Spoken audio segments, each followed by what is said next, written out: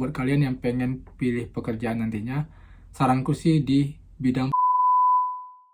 Jadi buat kalian yang tanya-tanya di Instagram @aris9262_ yang mana pertanyaan ini sangat sering dan cukup sering aku baca di DM kalian masing-masing, yaitu tentang pekerjaan apa yang enak untuk dikerjai di Jepang. Aku sebenarnya cukup speechless dengan pertanyaan-pertanyaan kayak gini. Namanya kerja ya kan, kerja itu ya pasti capek, dan pekerjaan itu juga nggak bisa dibilang enak atau nggak enak, tergantung pribadinya masing-masing sebenarnya. Karena apa aku bilang seperti itu? Ada orang yang suka memang dengan hal-hal yang ekstrim, misalnya kayak di gemba atau pekerjaan lapangan, kayak di di bangunan gitu. Kalau di sini dibilang gemba ya, scaffolding, jadi manjat-manjat gedung tinggi itu, atau bongkar-bongkar apartemen atau rumah. Nah, itu hal-hal seperti itu ada juga orang yang suka gitu. Jadi nggak bisa dibilang enak atau nggak enak. Dan bahkan ada juga orang yang suka bersih-bersih, kayak di bagian cleaning service ya, di perhotelan. Nah, itu ada juga yang suka. Tapi di sebagian orang ada juga yang nggak suka hal itu, yang ada yang bilang sakit pinggangnya lah kalau kerjaan bersih-bersih. Kayak aku lah, kerjaan bersih-bersih itu juga menurutku cukup fatal sama pinggangku, nggak tahu kenapa gitu. Tapi kalau kerjaan lain aman-aman aja sih gitu. Nah, kalau kayak di orang-orang yang takut ketinggian, ya pekerjaan Gemba Tobi tadi itu cukup ekstrim ya ya gitu. Jadi ini sebenarnya relatif sebenarnya. Yang enak itu bagi semua orang belum tentu enak bagi diri kita sendiri gitu.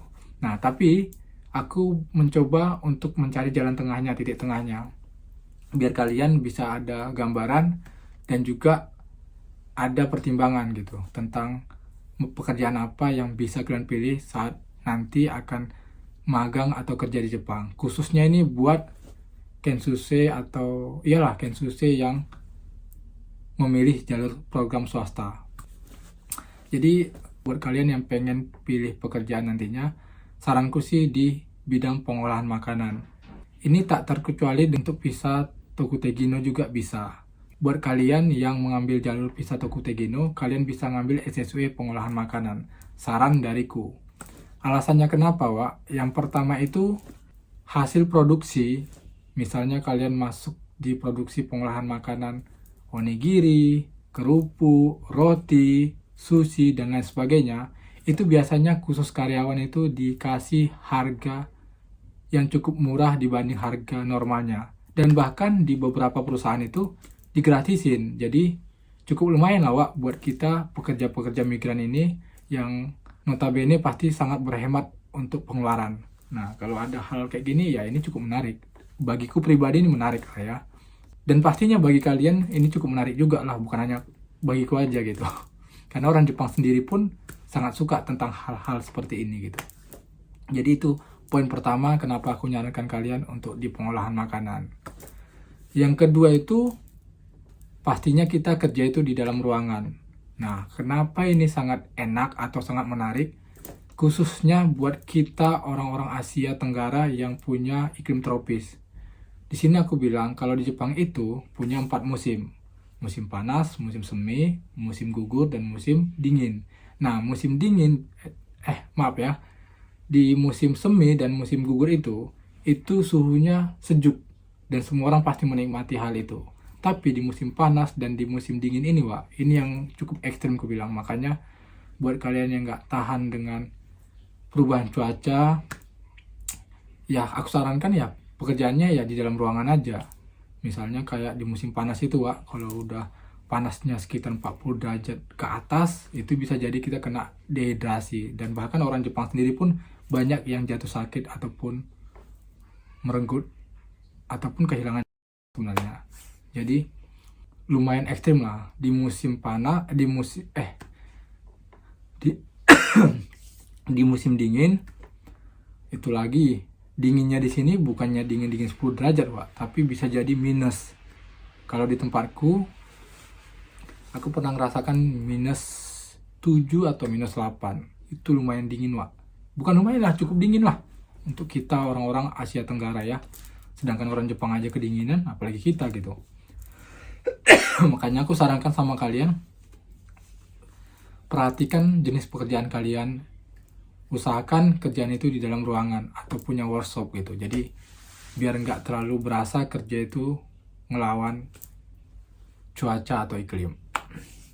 Yang berikutnya itu Wak, yang ketiga, biasanya itu Wak, banyak lemburnya. Jadi memang nggak semua perusahaan sih kayak gitu banyak lemburnya. Tapi pada umumnya di perusahaan pengolahan makanan itu lembur cukup lumayan rata gitu. Jadi bisa per hari itu 1 jam dan bahkan bisa sampai lebih dari 1 jam per hari ya. Jadi lumayan lah, apalagi buat kalian peserta magang.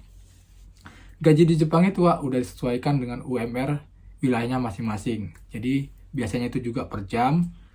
Nah, jadi rata-ratanya itu ya cukup lumayan dan cukup cocok lah untuk harga bahan pokok dan gaji gitu. Jadi bisa kita nabung. Nah, tapi dengan ditambahnya lembur atau jam lembur kita yang banyak, itu bisa mengakibatkan gaji kita bisa tambah banyak Wak gitu. Jadi lumayan untuk kita yang pengen nabung lebih dan punya pengeluaran lebih. Misalnya sekolahkan adik kalian, menambah apalah ya, pengiriman kepada orang tua gitu kan lumayan kan. Jadi ini cukup menarik. Memang sih nggak semua perusahaan dan nggak semua bisa dapat lembur juga, tergantung juga perusahaan masing-masing, kondisi perusahaan juga dan ekonomi saat ini ya.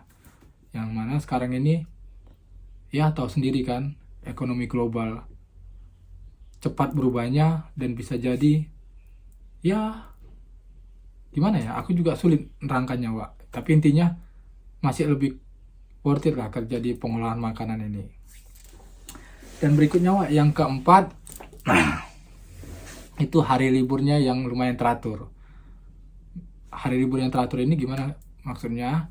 Hari liburnya bisa Sabtu dan Minggu. Dan juga kalian bisa dapat libur musim kayak libur musim semi, musim panas, dan akhir tahun.